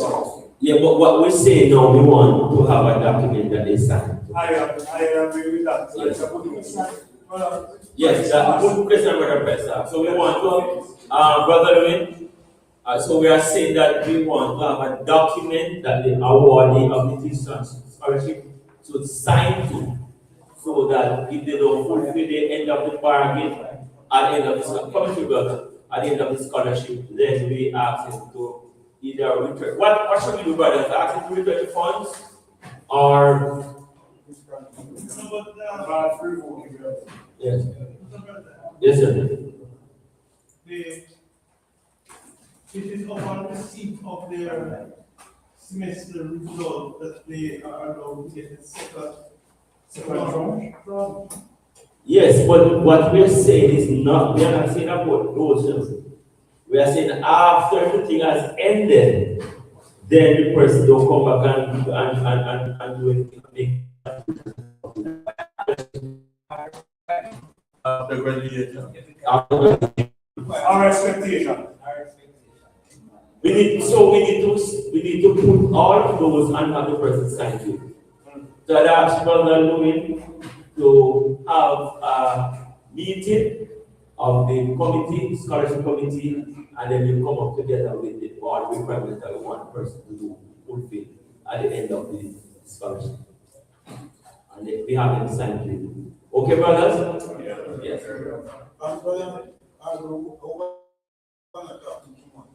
No. But different family scholarship, they are asked to maintain a certain grade. Yes. And if you fall below that grade, yes, you would have a part in your child sheet. Right, yes, if the grades are not good, the second, that automatically, that's how we check up, that's what they have to give us a report. Is there only requirement? Students must agree with M.M.A to make a check on grades, right? Yes. Checks on, I think we should have there, checks on their grades. Yes, sir. So, I'm trying to understand, you're saying that you have any scholarship, right? After you completed your course of study, you expected to return and make a contribution to them. Yes, but the committee is going to meet and state what those requirements are, what we require to do afterwards. So what we're finding out, that's what I don't continue. What we're finding out is persons coming, getting this scholarship, and then they move on, and we don't hear a thing from them. Okay, so what if the person is encountered with some form of hardship? Pardon? What if the person has encountered some Form of hardship, then the person presents the evidence that we investigated, and we find out that that is so, then we can now make an agreement as to move forward. All right? Yes, sir. Before today, yes, we indicated that based on the grades, however, and we transfer like I remember. Yes. But there is no mechanism that we have to follow and Exactly. the person. So I am not going to say that the person. There is a mechanism, brother. We require. I am saying, sir. At this time. All right. So there is. Nobody's aside. No, but there is a committee. The committee should be served. That's chaired by Brother Louis. There should be so you should have a meeting. And once somebody is received, once you have a recipient, the committee should do its job by monitoring the person that is there. We can, you are there, you are on the committee of for the scholarship committee, then you expect to review the work. That's a part of the mandate. Unless you want us to know, make it mandatory that you, the scholarship committee give the report to the AGM. Okay. But else, somebody have to move a motion for that. But I feel no, what you? I know that's Brother Clive. You saw what you said? You say I so move. Yes, somebody second it? Right, so the scholarship committee, the chair, or somebody appointed by the chair will make a report to the AGM on the scholarship. Is that clear? All right. Yes. And then the other part of it is we will have to have a meeting coming up for the next round of application. We will draft a document that the applicant, successful applicant will sign to. All right, and then we monitor. Okay? Yes. All right. President's report. Just one word, sir. In the document that we draft, we need to ask an attorney to look at it to make sure that it is susceptible to, it's not susceptible to challenges. It can be supported in a court of law if necessary. Yeah, and that is going to cause us some legal fees. But yes. not, it shouldn't cost much. That should cost much. And I'm sure we have a few attorneys in our church. One person that comes to mind is, what's the brother from Fort Class against? Dominic. Dominic Clear, right. But don't ask the young man to custody. Eh? Make a donation and let him tell us when you want it. No, we will talk. We can call him and talk to him. Okay. Our brother Louis will have to take contact with Sale and then determine, ask him if he could look at the document. And we don't just want him to just look at it because we have some lawyers who look at the document and that's okay. But we want him to sit down and look at it and make sure that it's both with and thorough and make sure that it is legal binding contract. And if it's possible, we get him to put his stamp or what signature on it. Alright, and then get the person to sign it. Alright. President's report, prayer breakfast, scholarship, bursaries. Alright, let's see if prayer breakfast is coming up again. No? So we take a prayer breakfast. What's there? That last year's prayer breakfast was the prayer part of it was good, but the breakfast was not good. It did not meet up to the standard. Or well, some people say disaster. Our usual caterer was off the island, and so we had a challenge. We voted and decided that our brother would have been given the go ahead to prepare breakfast, but we were disappointed that the catering was not up to the required standard. We ran a food before the breakfast to shape. It was so disappointing. And so many persons walked away. We lost some income as well because persons who bought tickets. Some persons said that they would not have paid for it because they didn't get any breakfast. And so it was a time. But all mentors, all the current mentors will be in place this time around.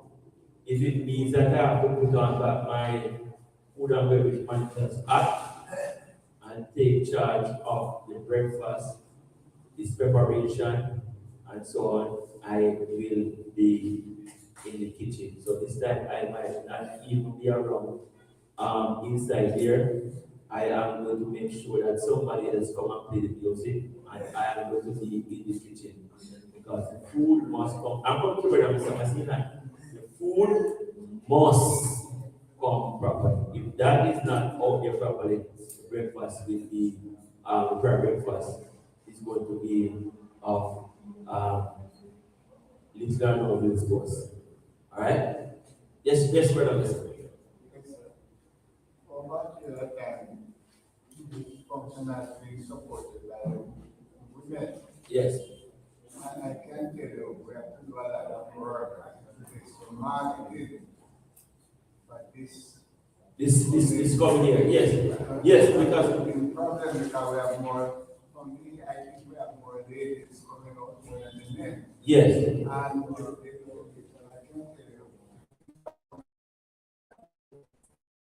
We are going to take care of everything.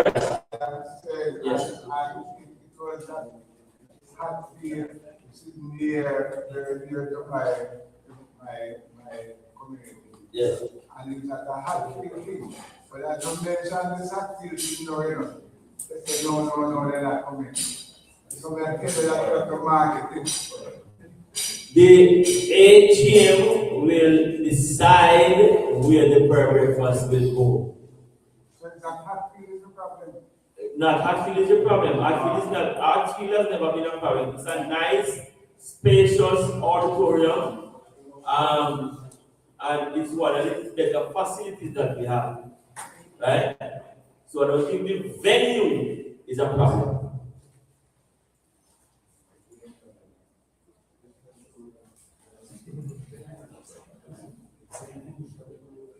If the break is here, they bring it inside. Yes.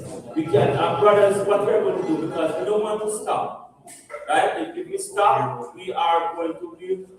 We don't want to take a break. So the break will be brought inside. You can take your time. I don't so many purposes will not go around, but you can take your time and go and have your break and come back. Just take it and come back to your seat and we continue working from here. All right, brothers? So we stand right. All right, so can we now take a decision? Is the venue okay? I don't think we have a problem with the venue. I don't believe we have a problem with the venue. Venue has never been a problem. So do we retain the same venue? Yeah, right. We take the same venue. Sister, for the catering, Sister Judy's back. So brothers, do we go with the same flow like last year, where we do not make any provisions for, we don't carry any, not at all. She just prepare the breakfast, sell it to us, tell us the price, we put on our markups, and we make a profit from it. Do we go with that? Yes. Yes, Brother Clark. I have a difficulty with that issue. Yes. If she offers the breakfast to us at $2,000. Yes. If we only add $1,000, we're not that's not saying anything. And I tell you what the problem is, Mr. Chairman. Yes. When somebody buys a ticket for $3,000, yes, for him to buy $6,000 worth of gas to travel from Montreal to Bay, yes, that's not comfortable. He's going to just give you the $3,000 and he's not going to come. we don't mind. You want We have a vice president, but we still getting the monetary support. If on the other hand, yes, he buys a ticket for $7,000, yes, and he buys 2 tickets for himself and his girlfriend, maybe sweetheart or whatever. yes, He's going to be willing to invest the $6,000 in the gas to come with the wife with the $14,000. So if you are only planning to make $1,000, we can stop. brothers. I get what you're saying, because we Jamaicans, if it's not expensive, we don't want it, right? So I have a cheap phone, and when you take it to the students look at it and say, what kind of phone is that, sir? I want iPhone, you want, so much more iPhone, 120, and that is not the phone. I don't want that phone. So, brothers, what do we say? Let's take, for example, what I heard about that from you. Don't forget the point. Brothers, if Sister Tuli says the meal is for $2,000, what do we do? Put on $5,000 on it? $5,000? That's too much. So we could put down a 50% markup for, right? 50% or 100%. What do we mark up by?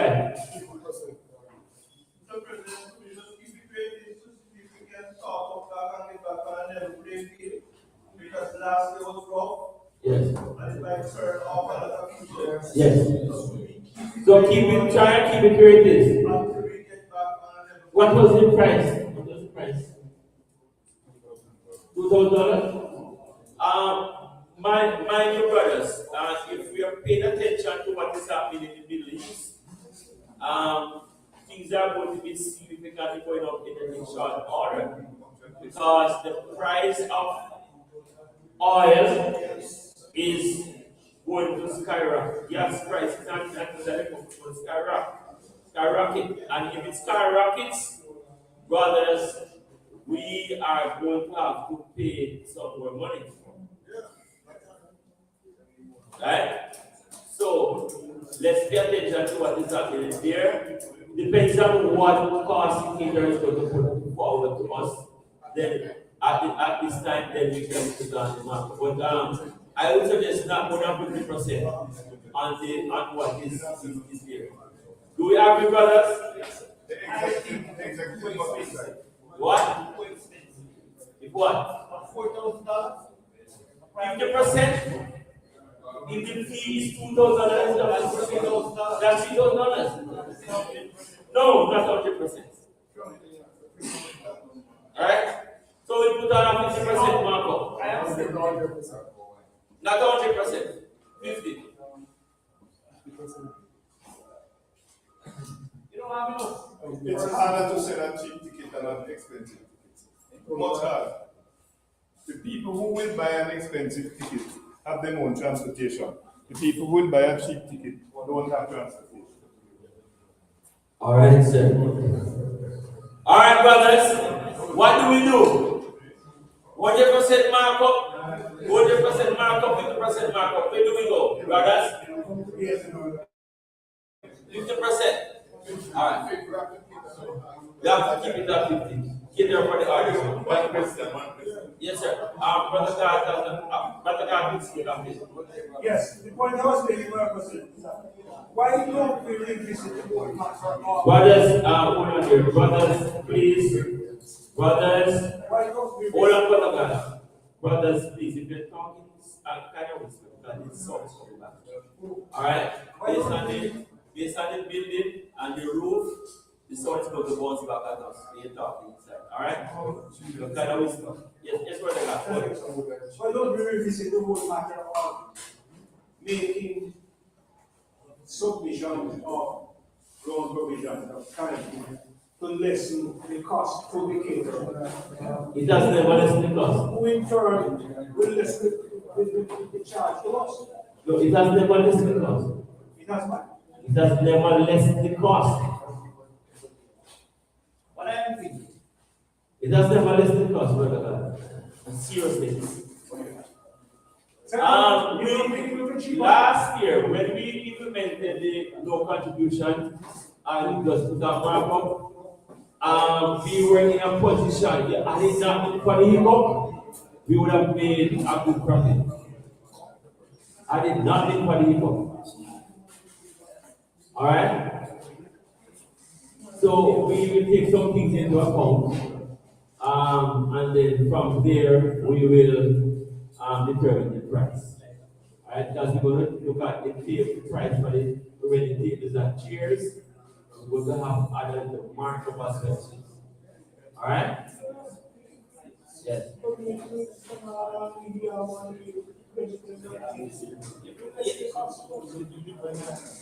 Alright, when we come to discussion for prayer breakfast, then we will determine whether we do that. Alright? Well, I mean, you know, respond to what I said. What Brother Smith is saying about church member provide like vegetable. Yes. So why not abandon the catering and we organize people camp and we provide the extra things? Since these are fundraising activities. We had some problems with that, and I didn't want to go what we are doing. Taking from the fund day at Nazareth, there was some problem there. With the catering. I had to be around the kitchen police what was happening. I found that there were persons who were going in with their plates and collecting food from the kitchen. I had to be around there and tell them to send it inside the one and purchase it and so on. There was a problem there, and we don't want that problem coming to us again. Right? Yes. Mr. Chair, Yes, sir. I'm from Cayman, Oregon. Yes, sir. We were told once that food is not profitable, you don't make any money out of it. And I prove that to be wrong. Yes. The way you approach it makes a significant difference. And I believe, let me share the experience with you. Yes, sir. If you will permit me. Go ahead, sir. I'll give you 2 minutes. I won't need so much. All right. What we did was that we asked for contribution and volunteers. Somebody donated a bag of feed. Somebody donated 10 chickens. And we ended up with 50 chickens. We raised them, so we had enough chicken. We didn't have to buy chicken meat. All of it was contributed because this person gave a half a or a bag of feed. We got the rice and we got the peas. And we cook and sell. And we made over $200,000 from first small donation. So I can't understand how is it that you're having such a great issue with this breakfast. It's just a breakfast. How is it why the beans was like this? We never have an issue, you know. The problem was last year. No, the problem was last year. We ran into problem last year when the caterer did a poor job. Because we don't have money to the caterers. Don't you caterers are the persons that are trying to keep people out there cooking a meal or preparing a meal within our church. And we have to write a meal to make us the right person. Even the fact that we mentioned how I have a person who are cheering and you want to fix it. That's all. If you have the right person, it will be a second. Okay, sir. Yes, sir. Yes, brother Jacob. Yes, brother Jacob. Brother, you guys said that last year was the first time we ever had a problem. And the reason is that when we had the boys first, this brother problem, we don't do that. Catering and give them a free. So the regular caterer went away and we decided that we would try it because it's one of us. So, but not normally, it doesn't do well, and this time around, yeah, we never have a problem until we last never year. had a problem before. It was just unfortunate. Yeah, but why we took the decision, I think it is far way easier on us. You don't know what we have to go to collect food, to go out. It's a lot of work. You go up and down, it's not easy. Yeah. If it was say Fairfield Circuit was doing something like that, then all of the persons would be in one place. But you imagine contribution coming from all over the island. Sometimes it's me alone have to be judged upon those. I'm judged as far as new markets to pick up things. Another time I have to go down by Red and Villa. We have this circuit, up and down. Yes. What we could do is regionalize whatever. You know that Manchester have like Irish potatoes. But that's what we have been doing. That's what we have been doing. But that should be able to collect easy. Yeah, but we have to. Are you saying, the one final thing, I don't want to prolong on this one. Are you saying, brothers, that you want us to go back to taking contributions? No, I don't think that I think with respect to that, yes. I think having the caterer that not bad year last year that if